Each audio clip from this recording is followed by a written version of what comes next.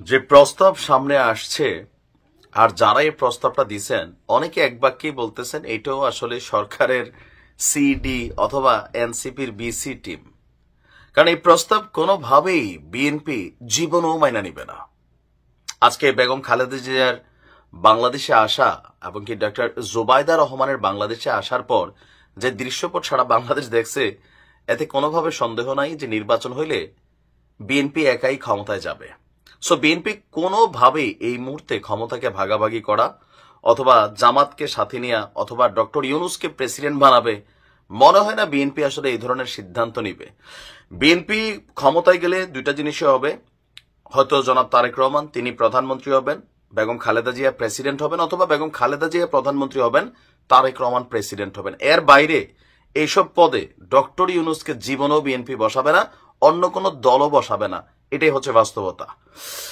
অন্তর্বর্তী সরকারের প্রধান উপদেষ্টা ডক্টর মোহাম্মদ ইউনূসকে রাষ্ট্রপতি এবং বিএনপির ভারপ্রাপ্ত চেয়ারম্যান তারেক রহমানকে প্রধানমন্ত্রী করে জাতীয় সরকার গঠনের প্রস্তাব দিয়েছে নতুন দল জাতীয় ঐক্য এবং সংহতি পরিষদ। আমি এই দলের নাম শুনি নাই, আজকে শুনলাম। নাম না শোনার কারণ হচ্ছে 5ই মে তারা জাতীয় প্রেস ক্লাবে আত্মপ্রকাশ করেছে নতুন এই রাজনৈতিক দলটি। মুড়ির মতন জায়গায় জায়গায় খালি রাজনৈতিক দল তৈরি হচ্ছে। তথ্য বলছে গেল 8 মাসে প্রায় 30টার কাছাকাছি রাজনৈতিক দলের আত্মপ্রকাশ ঘটছে। এগুলো সবগুলাই এনসিপি, বিসিপি, ডিসিপি যারা আছে এদেরই ভাই ব্রাদার। বিভিন্ন দেখবেন যে এদের সবার এথিক্স গুলো, এজেন্ডা গুলা একই থাকে, খালি নতুন নতুন নামে সামনে আসে। আবার 2-4টা আছে চোরবাটপারদের দল, জানেন যে ডেস্টিনি সহ বেশ কয়েকটা দল সামনে আসছে। আচ্ছা, সভায় নাজমুল হককে আহ্বায়ক করে 20 সদস্য বিশিষ্ট কমিটির এই নতুন দলটি জাতীয় সরকারের রূপরেখা এবং নতুন মন্ত্রিসভার আনুপাতিক হারের একটা প্রস্তাবও তুলে ধরেন।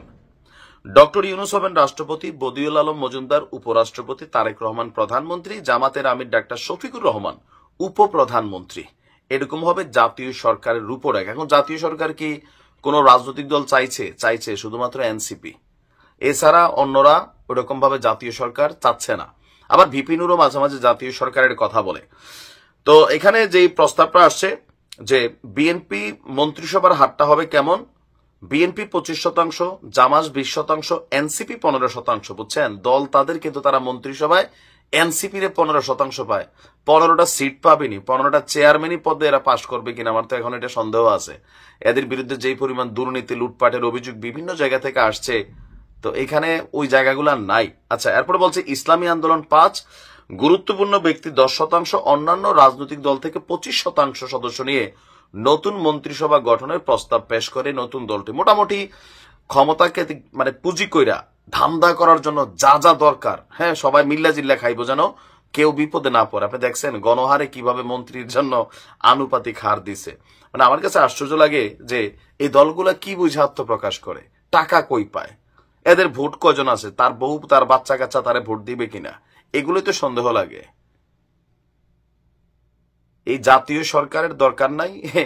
এই এজেন্ডাগুলা সবগুলা যে পিনাকিদা যেই তথ্য দেন, সার্জিস সেটাকে বাস্তবায়নের হালকা ট্রাই করে, ওগুলাই বিভিন্ন দল নতুন নতুন আইসা একটা ভীতি ছাড়া অবস্থা আর কি। নির্বাচন যেই দলে ক্ষমতা যে এককভাবে যাওয়া দরকার। এবার এনসিপি পাশ করলে এনসিপি একা যাবে, বিএনপি পাশ করলে বিএনপি যাবে, জামাত পাশ করলে জামাত যাবে। দেশে একটা সুষ্ঠু নির্বাচন দরকার। হজবরল গোল্লা সরকারের মধ্যে একসাথে ঢুইকা এখানে দেখা যাবে যে কেউ কারো আর প্রশ্ন করবে না, কেন সবাই খাবে। এই যে মন্ত্রী পরিষদ দেখছেন নি কিভাবে চাইছে, আর বিএনপি এটা জীবনও মানবে না। ভালো থাকুন।